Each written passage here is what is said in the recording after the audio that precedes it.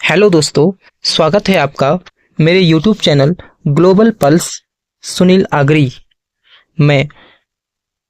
दोस्तों, भूगोल परिवार में जुड़े रहने के लिए आपका बहुत बहुत धन्यवाद। और अपने भूगोल के जो भी नए क्वेश्चंस हैं उसके साथ मैं फिर से आपके सामने आया हूं। तो शुरू करते हैं। यहाँ पर कुछ भूगोल के मैंने इम्पोर्टेंट क्वेश्चंस जो कि सभी लगभग प्रतियोगिता परीक्षाओं में पूछे जाते हैं वो सब मैंने यहाँ पर शामिल किए हुए हैं। तो बढ़ते हैं हमारे आज के पहले क्वेश्चन की ओर। तो यहाँ पर पहला क्वेश्चन फ्रेंड्स यहाँ पर कह रहा है,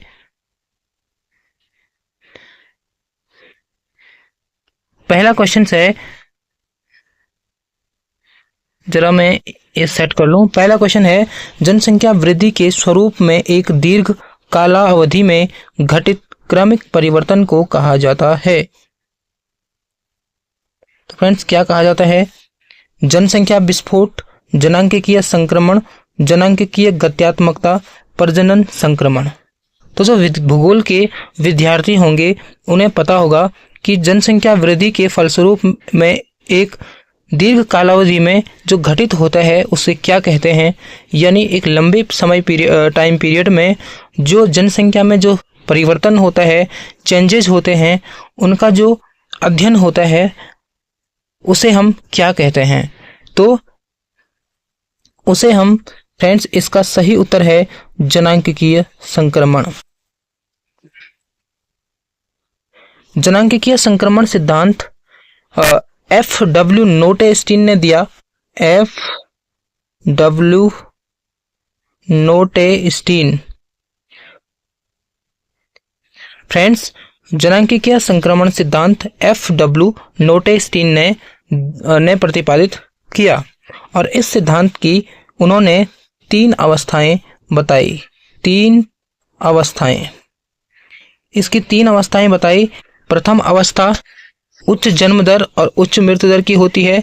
दूसरी अवस्था उच्च जन्म दर और निम्न मृत्यु दर की होती है तथा तीसरी अवस्था ह्रासमान जनसंख्या से संबंधित होती है।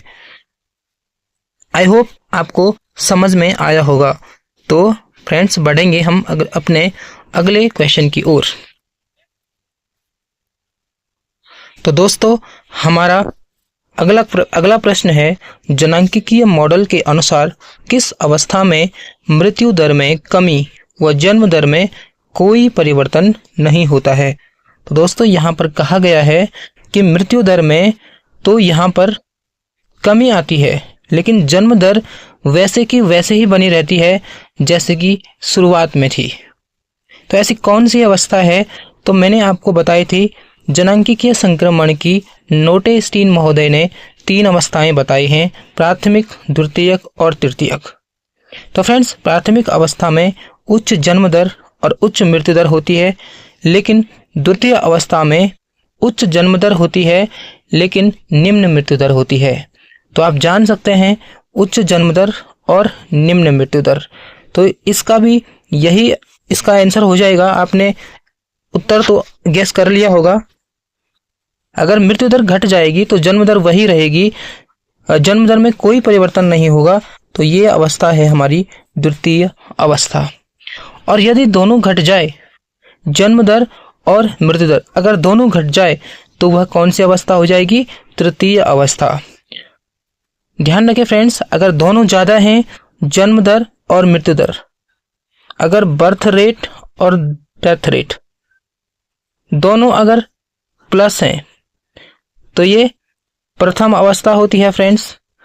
अगर सेकेंड अवस्था में क्या होता है, जो बर्थ रेट है यानी जो जन्म दर है ये वही रहती है, सेम रहती है, इसमें कोई परिवर्तन नहीं होता है, मतलब ये अनचेंजेबल रहती है, नो चेंज।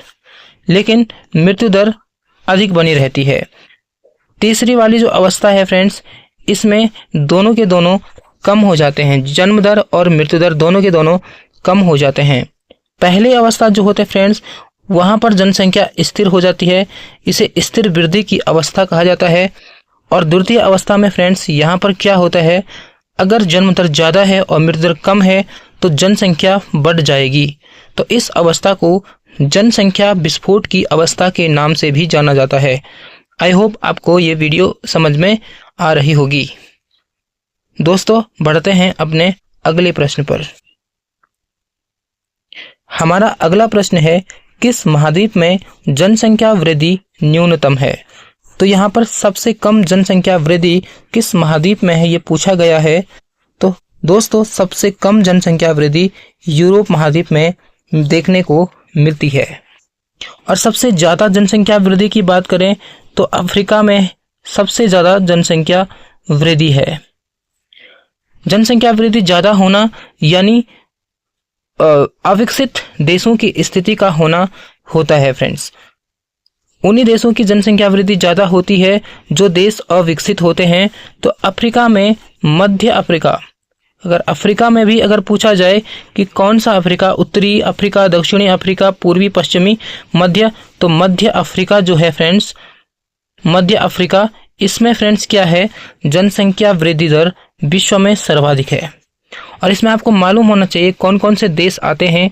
इसमें आपका नाइजर आता है, तंजानिया आता है, केन्या आता है, बोत्सवाना आते हैं, कांगो लोकतांत्रिक गणराज्य आते हैं। ये सभी देश इस मध्य एशिया अफ्रीका के अंतर्गत सम्मिलित हैं। तो सबसे अधिक जनसंख्या वृद्धि अफ्रीका में है, वो भी मध्य अफ्रीका में, और सबसे कम जनसंख्या वृद्धि यूरोप में है। बढ़ते हैं अपने अगले प्रश्न पर। हमारा अगला प्रश्न है, कुल जनसंख्या तथा कुल कृषि क्षेत्र के अनुपात को क्या कहते हैं? कुल जनसंख्या और कुल कृषि क्षेत्र के अनुपात को हम क्या कहेंगे? तो फ्रेंड्स गणितीय घनत्व, कृषि घनत्व, आर्थिक घनत्व या फिर कायिक घनत्व। इसे हम कायिक घनत्व कहते हैं। कायिक घनत्व कुल जनसंख्या तथा कुल कृषि क्षेत्र के अनुपात का अनुपात होता है, यानी कायिक घनत्व बराबर होता है कुल जनसंख्या बटा कुल कृषि क्षेत्र। अगर फ्रेंड्स हम कृषि घनत्व की बात करें तो कृषि घनत्व होता है कुल कृषि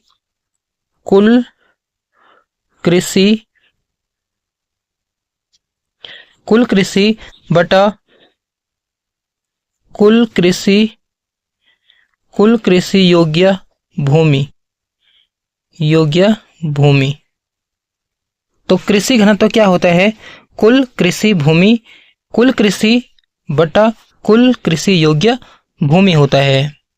और फ्रेंड्स अगर हम बात करें आर्थिक घनत्व क्या होता है, तो आर्थिक घनत्व में जनसंख्या का यहाँ पर मैटर देखने को मिलता है। तो आर्थिक घनत्व जनसंख्या यानी कुल जनसंख्या बटा कुल उत्पादन होता है। कुल जनसंख्या बटा कुल उत्पादन यहाँ पर होता है आर्थिक घनत्व। तो आई होप आपको समझ में आया होगा। यानी कायिक घनत्व क्या होता है? कुल जनसंख्या तथा कुल कृषि योग्य क्षेत्र का अनुपात होता है। कृषि घनत्व क्या होता है? कृषि घनत्व कुल कृषि तथा कुल कृषि योग्य भूमि का अनुपात होता है, जबकि आर्थिक घनत्व कुल जनसंख्या तथा कुल उत्पादन का अनुपात होता है। फ्रेंड्स बढ़ते हैं अपने अगले प्रश्न पर। तो दोस्तों हमारा अगला प्रश्न है, अनेक परिवहन मार्गों के मिलन स्थल पर निम्नलिखित में से किस अधिवास प्रतिरूप का निर्माण होता है? तो अनेक जहां पर परिवहन मार्ग मिल रहे हैं तो वहां पर कौन सा अधिवास विकसित होता है? माना ये वो सेंटर है जहाँ पे अनेक जो सड़कें हैं वो यहाँ पर आके मिल रही है। इस तरीके से यहाँ पर इस 20 वाले सेंटर पे अनेक सड़कें आपस में आके मिल रही है। तो ये क्या हो जाएगा फ्रेंड्स, यहाँ पर ये किस तरीके का पैटर्न हमें इनमें से देखने को मिलेगा? तारा प्रतिरूप, रेखीय प्रतिरूप, गोलाकार प्रतिरूप या फिर आयताकार प्रतिरूप। तो अगर हम आयताकार प्रतिरूप की बात करें तो ये वाला जो डायग्राम है ये आयताकार जैसा तो नहीं लग रहा है। गोलाकार की बात करें तो ये फिर गोलाकार भी नहीं है। रेखीय बोलेंगे तो रेखीय भी नहीं है। तो ये स्टार के आकार का है, यानी तारा प्रतिरूप। इसका सही उत्तर हो जाएगा तारा प्रतिरूप। तो तारा प्रतिरूप कहाँ पे बनेगा? जहाँ पे बहुत सारी सड़कें आकर किसी स्थान पर मिल रही होगी। दोस्तों अगर बात करें रेखीय प्रतिरूप की, तो रेखीय प्रतिरूप कहाँ पे मिलता है? ये रेखा सीधी रेखा में होते हैं, और सीधी रेखा में या तो ये सड़क के किनारे हो सकते हैं या फिर ये रेल मार्ग के किनारे हो सकते हैं। तो सड़क और रेल मार्ग के किनारे किस प्रकार के प्रतिरूप विकसित होते हैं? रेखीय प्रतिरूप। बात करेंगे गोलाकार प्रतिरूप का, तो गोलाकार प्रतिरूप कोई झील है या कोई तालाब है, इनके किनारे जो बस्तियां बस जाती है वहां पर गोलाकार प्रतिरूप का यहाँ पर पैटर्न हमें देखने को मिल जाता है। और बात करेंगे आयताकार प्रतिरूप की, तो आयताकार प्रतिरूप क्या होता है दोस्तों? अगर बाय द वे एक सड़क है, जब एक सड़क दूसरे सड़क को समकोण पर काट देती है, एक सड़क दूसरे सड़क को समकोण पर काट देती है, तो उसे आयताकार प्रतिरूप कहते हैं। इस तरीके से होता है फ्रेंड्स आयताकार प्रतिरूप। एक सड़क दूसरे सड़क को यहाँ पर समकोण पर काट देती है। आई होप आपको ये समझ में आया होगा। तो हम बढ़ते हैं अपने अगले प्रश्न पर। तो दोस्तों चैनल को लाइक करना, शेयर करना और सब्सक्राइब करना ना भूलना, क्योंकि आने वाली वीडियो आप तक पहुंच जाए। और इसी तरीके के मैं आपको प्रत्येक ज्योग्राफी का पूरा ज्योग्राफी कवर करूंगा, चाहे उसमें भौतिक भूगोल हो या मानव भूगोल हो या आर्थिक भूगोल हो या सामाजिक भूगोल हो या मानचित्र भूगोल हो या फिर हम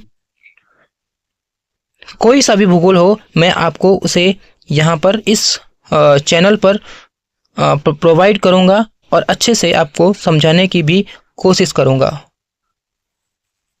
और आप लोग जरा मुझे इतना बताना कि मुझे अपने जो पैटर्न है पढ़ाने का, जो तरीका है, इसमें क्या बदलाव करना है, इसे आप लोग अपने आवश्यकता अनुसार मुझे बताएं। और यदि आपको कुछ कंटेंट चाहिए जो आपको ज्योग्राफी में डिफ़िकल्ट लगता हो, तो उसे मुझे कमेंट कीजिए और मैं आपको उस कॉन्सेप्ट को आपका क्लियर करवाऊंगा। तो हम बढ़ते हैं फ्रेंड्स हमारे अगले प्रश्न पर। तो यहाँ पर अगला प्रश्न है, आर्थिक भूगोल किस विषय की यहाँ पर शाखा है? तो आर्थिक भूगोल किस विषय की शाखा है? पहला है मानव भूगोल, भौतिक भूगोल, नगरीय भूगोल या फिर राजनीतिक भूगोल। तो आर्थिक क्रियाएं यानी हम आर्थिक क्रियाओं का, मनुष्य के जो आर्थिक क्रियाकलाप हैं उनका यहाँ पर अध्ययन किस भूगोल में करते हैं? तो इसका दोस्तों सही उत्तर हो जाएगा मानव भूगोल।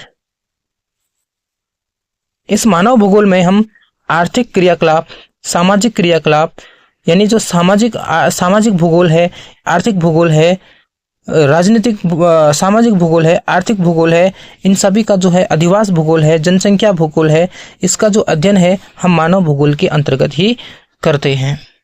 बढ़ते हैं अगले प्रश्न पर। तो अगला प्रश्न है, निम्नलिखित में से कौन नवीकरणीय संसाधन है? तो दोस्तों नवीकरणीय संसाधन क्या होता है? नवीकरणीय संसाधन वह संसाधन होता है जिसको हम एक बार प्रयोग करेंगे तो उसका दोबारा भी हम प्रयोग कर पाएंगे। जैसे कि अगर मैं बात करूं कि सूर्य है, सूर्य का प्रकाश है, सूर्य का प्रकाश सतत बना रहता है, यानी हम इसका एक दिन भी प्रयोग करते हैं, दोबारा भी प्रयोग करते हैं, इसमें कोई कमी नहीं आती है। तो इस प्रकार के संसाधनों को नवीकरणीय संसाधन कहे जाते हैं। जो अनवीकरणीय होते हैं, अनवीकरणीय क्या होते हैं दोस्तों? तो अनवीकरणीय जो है, अगर हम इसका एक बार प्रयोग करेंगे तो ये समाप्त हो जाएगा। तो समाप्त प्राय होते हैं ये समाप्त प्राय होते हैं जो अनवीकरणीय होते हैं, यानी ये कभी न कभी समाप्त हो जाते हैं, जबकि नवीकरणीय समाप्त नहीं होते हैं। तो इसमें दोस्तों यहाँ पर पहला ऑप्शन है कोयला। तो कोयले का हम यूज करेंगे तो ये भी हमारा एक दिन समाप्त हो जाएगा, ये भी अनवीकरणीय है। खनिज तेल, तो इसका भी हम यूज करते हैं तो ये भी समाप्त हो जाते हैं। प्राकृतिक गैस भी समाप्त हो जाते हैं, लेकिन वन जो होते हैं दोस्तों ये समाप्त प्राय नहीं होते हैं, ये नवीकरणीय संसाधनों के अंतर्गत आते हैं। ऑप्शन नंबर डी इसका सही हो जाएगा। बढ़ते हैं अगले प्रश्न पर। अगला प्रश्न है, निम्नलिखित में से किस काली पृथ्वी मृदा कहते हैं? किसे होना चाहिए, किसे काली पृथ्वी मृदा कहते हैं? काली पृथ्वी मृदा किसको कहते हैं? यानी वह मिट्टी जो काली लिखा है तो काली मिट्टी से आप इसका उत्तर लगा सकते हैं दोस्तों। यहाँ पर पहला है पॉडजोल मृदा, दूसरा है लेटेराइट, तीसरा है चरनोजेम और चौथा है पेडोकल। तो दोस्तों यहाँ पर आपको समझ में तो आया होगा कि मैं कौन से पॉइंट की ओर इशारा कर रहा हूं, तो कौन सा इसमें हो जाएगा। इसका सही उत्तर है चरनोजेम मृदा। इसी को हम दोस्तों काली मिट्टी भी कहते हैं, इसी को हम काली मिट्टी भी कहते हैं और इसी को हम रेंगुर भी कहते हैं, रेंगुर मिट्टी। तो काली मिट्टी को ही हम रेंगुर मिट्टी भी कहते हैं और चरनोजेम भी इसी को हम कहते हैं। दोस्तों ये काली मिट्टी जो है ये कैसे बनती है, तो ये ज्वालामुखी क्रिया से इसका निर्माण होता है। ज्वालामुखी क्रिया से मैग्मा के द्वारा या लावा के द्वारा इस मिट्टी का निर्माण हो जाता है। तो यही है आपका काली मिट्टी और रेंगुर मृदा। चलते हैं अपने अगले प्रश्न पर। तो हमारा अगला प्रश्न है, डोनबास नामक कोयला बेसिन प्रदेश ये कहाँ स्थित है? डोनबास नामक कोयला बेसिन प्रदेश कहाँ स्थित है? पहला है काला सागर एवं अजोव सागर के उत्तर में, दूसरा है कैस्पियन सागर के उत्तर में, तीसरा है अरल सागर के उत्तर में और चौथा है बेकाल झील के उत्तर में। तो काला सागर और अजोव सागर जो है ये इसका सही उत्तर हो जाएगा। काला सागर और अजोव सागर के उत्तर में जो है डोनबास कोयला क्षेत्र मिलता है। इस क्षेत्र को देखें तो ये क्षेत्र आपका यूक्रेन में पड़ता है, यूक्रेन।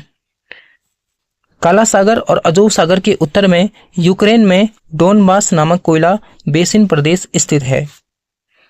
अगर कैस्पियन सागर की बात करें तो इसकी विशेषता क्या है? संसार की सबसे खारे पानी की झील है कैस्पियन सागर, संसार की सबसे खारे पानी की झील, खारे पानी की झील।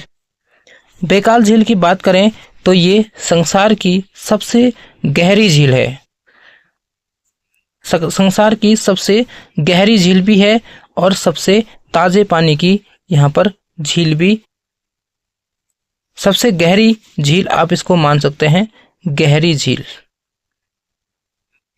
रूस में यह झील आपकी पड़ती है। बढ़ते हैं अगले प्रश्न पर।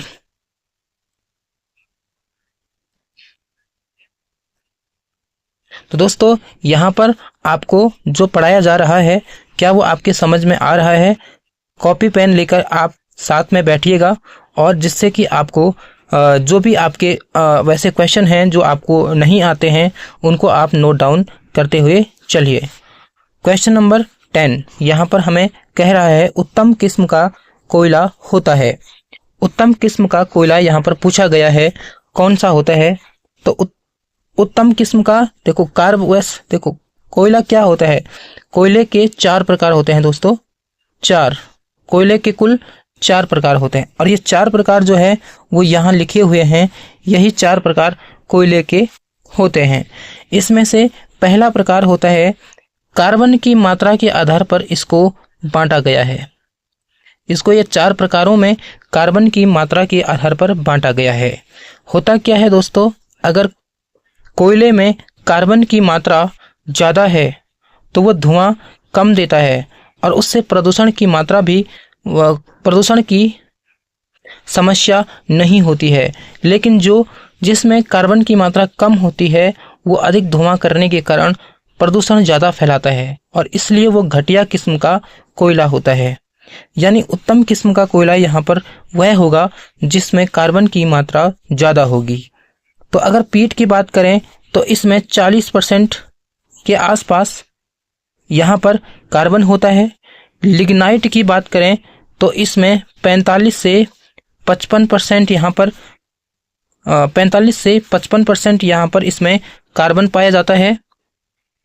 और एंथ्रेसाइट की बात करें तो एंथ्रेसाइट में 55 से 80% यहाँ पर 55 से 80% यहाँ पर कार्बन की मात्रा पाई एंथ्रेसाइट नहीं तो बिटुमिनियस में 55 से 80% यहाँ पर कार्बन की मात्रा पाई जाती है। और एंथ्रेसाइट में आपका यहाँ पर कितना पाया जाएगा 90% से 95%। अब आपने लगा दिया होगा कि सबसे उत्तम किस्म का यहाँ पर कोयला कौन सा है। तो सबसे उत्तम किस्म का कोयला हो जाएगा एंथ्रेसाइट। साथ ही साथ दोस्तों मैं आपको बता दूं, दुनिया में सबसे अधिक मात्रा में जो कोयला मिलता है वो मिलता है बिटुमिनस।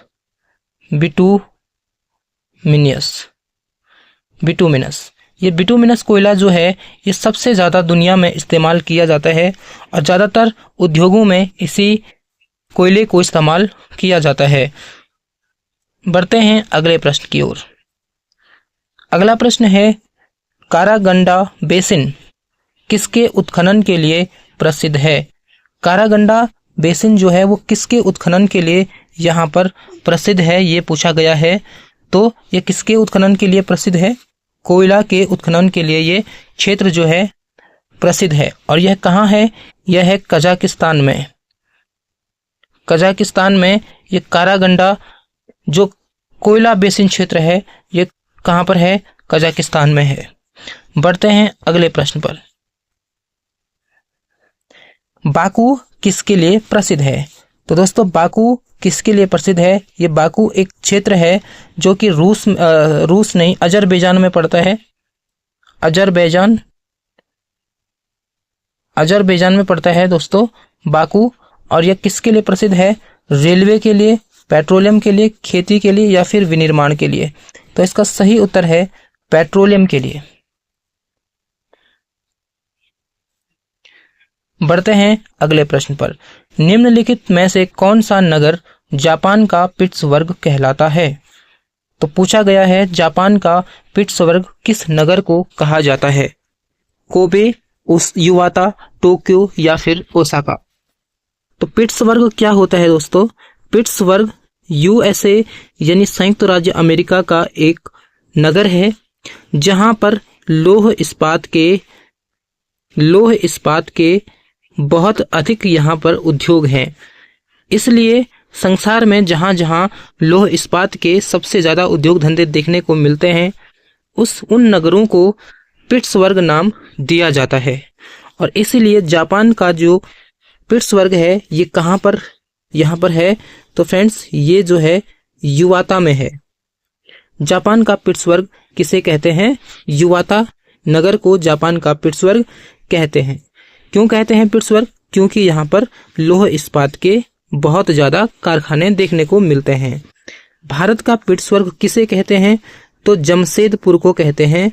जमशेदपुर, इसे भी नोट डाउन करना, जमशेदपुर को। इसकी स्थापना 1907 में हुई थी और ये सांकची बिहार नामक स्थान पर है, झारखंड में की सीमा पर। यहाँ पर झारखंड में ही अब स्थापित है ये। तो ये जमशेदपुर है, निजी क्षेत्र का एक उद्योग है। चलते हैं अगले प्रश्न पर। दोस्तों हमारा अगला प्रश्न है, विनिर्माण उद्योग किस आर्थिक क्रिया में आते हैं। तो विनिर्माण उद्योग किस में आते हैं, तो सबसे पहले आप देख लो प्राथमिक में क्या आता है। प्राथमिक में कृषि आता है दोस्तों, कृषि आता है प्राथमिक में, कृषि आता है, खनन आता है, आखेट आता है, पशुपालन आता है। पशुपालन आता है, यहाँ जगह नहीं है दोस्तों तो आप लिख लेना कृषि, खनन, आखेट, पशुपालन। द्वितीयक में आपके उद्योग आते हैं, विनिर्माण उद्योग हैं, या फिर यहाँ पर विद्युत भी आता है। तृतीय क्रियाकलाप में पर्यटन आता है दोस्तों, संचार आता है, यातायात आता है। पर्यटन आता है, संचार आता है, यातायात आते हैं, तो ये सभी जो हैं, वाणिज्य आता है, व्यापार आता है, ये सभी जो हैं तृतीय क्रियाकलाप के अंतर्गत आते हैं। चतुर्थ में बात करें, चतुर्थ में दोस्तों क्या आएगा? शिक्षक आएगा, वकील आएगा, डॉक्टर, जो भी सरकारी सेवाएं होती है वो चतुर्थ श्रेणी में आती हैं। अब बात करें इसका जो सही उत्तर है वो क्या हो जाएगा दोस्तों? तो वो हो जाएगा आपका द्वितीयक। विनिर्माण उद्योग किस आर्थिक क्रिया में आते हैं? तो द्वितीयक आर्थिक क्रिया में आते हैं। बढ़ते हैं अगले प्रश्न पर। दोस्तों 15वां क्वेश्चन है, निम्नलिखित में से कौन फुटलूज उद्योग के अंतर्गत आता है? फुटलूज उद्योग क्या होते हैं? ये हल्के उद्योग होते हैं जिनको परिवहन के साधनों के द्वारा कहीं भी ले जाकर स्थापित किया जा सकता है। मतलब इन उद्योगों को कच्चे माल का स्थानीयकरण प्रभावित नहीं करता है। जरूरी नहीं है कि ये उद्योग उन्हीं स्थानों पर स्थापित हो जहां पर क्या होते हैं दोस्तों, जहां पर इनके कच्चे माल होते हैं। जबकि भारी धातु के जो उद्योग होते हैं वो उन्हीं जगहों पर ज्यादातर स्थापित किए जाते हैं जहां पर उनका कच्चा माल जहां पर मिलता है। भारी उद्योगों का विकास उन्हीं जगहों पर ज्यादा होता है। इसलिए भारी जो उद्योग होते हैं ये आपका फुटलूज उद्योग के अंतर्गत नहीं आते हैं। तो फुटलूज उद्योग के अंतर्गत हल्के उद्योग आते हैं। तो इसमें से आपका कौन सा उद्योग यहाँ पर हो जाएगा? इसका सही उत्तर हो जाएगा इलेक्ट्रॉनिक्स का जो उद्योग होता है ये हल्के कल पुर्जों से संबंधित उद्योग होते हैं और यही फुटलूज उद्योग के अंतर्गत आते हैं। बढ़ते हैं अगले प्रश्न पर। अगला प्रश्न है, विश्व में गेहूं के बृहत्तम उत्पादक एवं निर्यातक देश क्रमशः हैं। गेहूं पूछा गया है सबसे ज्यादा कहाँ होते हैं? पहला ऑप्शन है भारत एवं संयुक्त राज्य अमेरिका, दूसरा है संयुक्त राज्य अमेरिका एवं ऑस्ट्रेलिया, तीसरा है भारत एवं अर्जेंटीना एंड चौथा ऑप्शन है चीन एवं संयुक्त राज्य अमेरिका।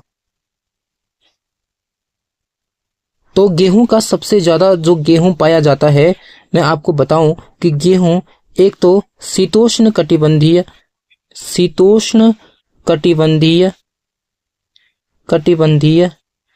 घास प्रदेशों में गेहूं का उत्पादन ज्यादा होता है। यानी जो शीतोष्ण कटिबंध के जो घास प्रदेश हैं उनमें दोस्तों यहाँ पर क्या होता है, गेहूं का उत्पादन ज्यादा होता है। यहाँ पर व्यापारिक अन्नोत्पादक कृषि के जरिए गेहूं का उत्पादन, मक्का का उत्पादन अधिक मात्रा में किया जाता है। घास प्रदेशों की बात करें तो आपको घास प्रदेश याद होने चाहिए। जैसे उत्तरी अमेरिका का घास प्रदेश क्या है? प्रेयरी है, या इसको प्रेयरीज भी लिखा रहता है। दक्षिणी अमेरिका में कौन सा घास प्रदेश है? पंपास। दक्षिणी अफ्रीका में कौन से घास प्रदेश हैं? वेल्ड है, ये बेल्ट नहीं होगा फ्रेंड्स, वेल्ड है। वेल्ड दक्षिणी अफ्रीका में वेल्ड हो गया। आपका न्यूजीलैंड में कैंटरबरी हो गया, कैंटरबरी। तो ये सभी घास के मैदान जो हैं इनमें इन प्रदेशों में ही गेहूं का बहुतायत में उत्पादन किया जाता है। तो उत्तरी अमेरिका में शीतोष्ण कटिबंधीय घास के मैदान क्या कहलाते हैं? प्रेयरीज कहलाते हैं। दक्षिणी अमेरिका में शीतोष्ण कटिबंधीय घास के मैदान पंपास कहलाते हैं। दक्षिण अफ्रीका में वेल्ड कहलाते हैं और न्यूजीलैंड में कैंटरबरी कहलाते हैं। फिलहाल इस क्वेश्चन का जो उत्तर हो जाएगा वो है संयुक्त राज्य अमेरिका एवं ऑस्ट्रेलिया। ऑप्शन नंबर इसका बी सही हो जाएगा। ध्यान रखना कि गेहूं का उत्पादन पूर्वी देशों में ज्यादा नहीं होता है। गेहूं का उत्पादन ज्यादातर पश्चिमी देश करते हैं और चावल का उत्पादन ज्यादातर पूर्वी देश करते हैं। तो भारत जो है जैसे कि पूर्वी देश में आएगा तो इसमें गेहूं का उत्पादन होगा नहीं। इसलिए चीन जो है यहाँ भी गेहूं का उत्पादन होता है लेकिन उतने अच्छे स्तर पर ये गेहूं का उत्पादन नहीं करता है चीन। तो इसका बी वाला सही उत्तर हो जाएगा। बढ़ते हैं अगले प्रश्न पर। अगला प्रश्न है, ब्राजील में कहवा के बाग क्या कहलाते हैं? ब्राजील में कहवा के बागानों को क्या कहते हैं? तो दोस्तों इनको कहते हैं फेजेंडा। बढ़ते हैं अगले प्रश्न पर। अगला प्रश्न है, वान थ्यूनेन की कृषि अवस्थिति सिद्धांत की अंतिम पेटी को क्या कहा जाता है? तो वान थ्यूनेन ने 1926 में एक कृषि अवस्थिति सिद्धांत प्रतिपादित किया था। और दोस्तों इस वान थ्यूनेन ने 6 कृषि क्षेत्र बताए थे।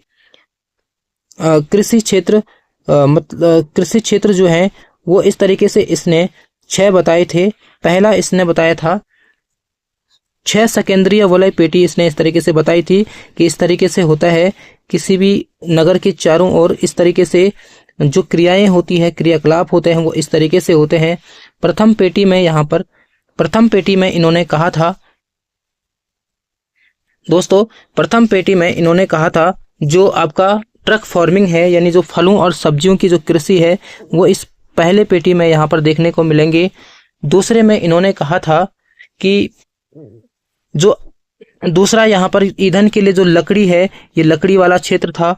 तीसरे में जो क्षेत्र आएगा वो सघन अन्नोत्पादन आएगा। यहाँ पर अन्न की कृषि होगी, अन्न उत्पादन होगा अधिकाधिक मात्रा में। चतुर्थ में यहाँ पर इन्होंने कहा खेती भी होगा और साथ ही साथ पशुचारण भी होगा। पांचवें पेटी में इन्होंने कहा 3 खेत प्रणाली की कृषि होगी। और लास्ट में इन्होंने कहा जो छठवां जो वृत्त था उसमें पशुपालन होगा। तो इस तरीके से वान थ्यूनेन ने अपने कृषि मॉडल में सेकेंद्रीय वलय पेटी कितनी बताई है?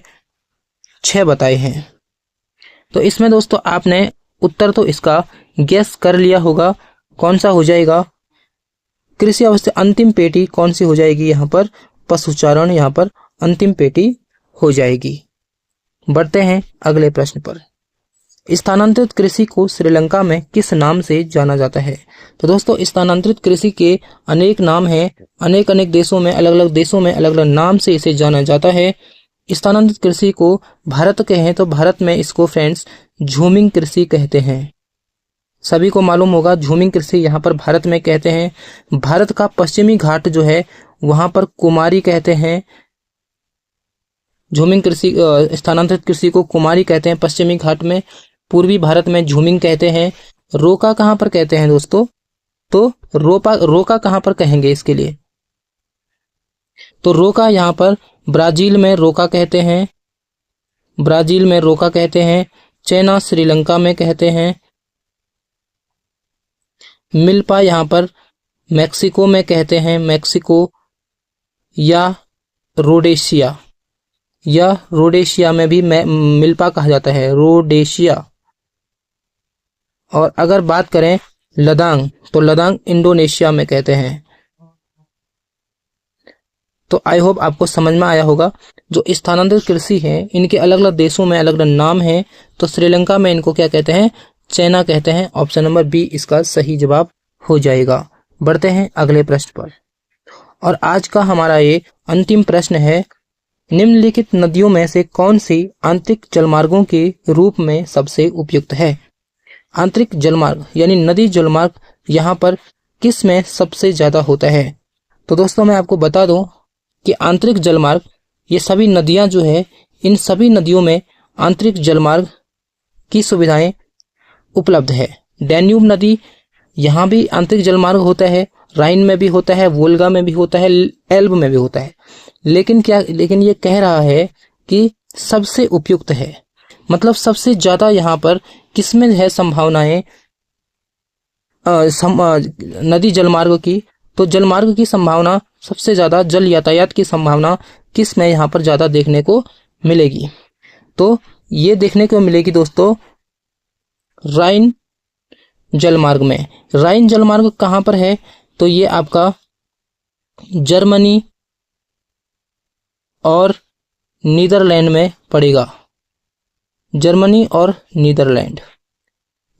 नीदरलैंड से प्रवाहित होती है राइन नदी।